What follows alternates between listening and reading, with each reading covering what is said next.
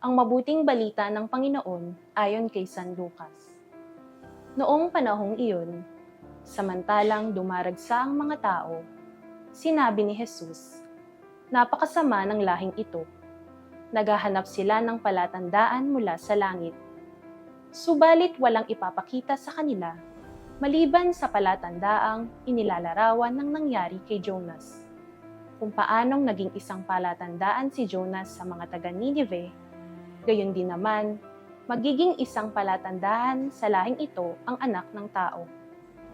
Sa araw ng paghuhukom, titindig ang reyna ng timog laban sa lahing ito at sila'y hahatulan niya ng kaparusahan. Sapagkat nanggaling siya sa dulo ng daigdig upang pakinggan ang karunungan ni Solomon, ngunit higit na di hamak kay Solomon ang naririto. Sa araw ng paghukom, ay titindig ang mga taga-Ninive laban sa lahing ito at hahatulan ng kaparusahan, sapagkat nagsisi sila dahil sa pangangaral ni Jonas.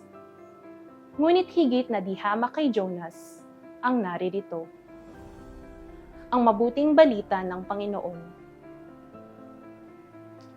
Sa Ebanghelyo, sinabi ni Jesus na ang mga tao ay naghahanap ng tanda.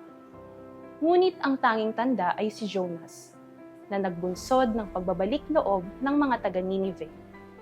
Napaisip ako, ilang beses ko na ring hiniling sa Diyos ang malinaw na palatandaan bago ako kumilos o sumunod sa Kanya. Minsan, hinihintay ko muna ang sagot, ang himala, o ang malinaw na direksyon bago ako magdesisyon. Ngunit ang totoo, si Jesus mismo ang tanda na sapat na. Sa buhay ko, marami akong kinakaharap na desisyon at pangarap. Minsan, natatakot akong sumulong dahil parang kulang ang katiyakan. Pero ngayon, naaalala ko na, hindi ko kailangang maghintay ng espesyal na himala bago ako magtiwala. Ang mismong pagkakaroon ko ng pananampalataya, ng buhay, at ng pagkakataong magbagong loob ay sapat na tanda na ng presensya ng Diyos.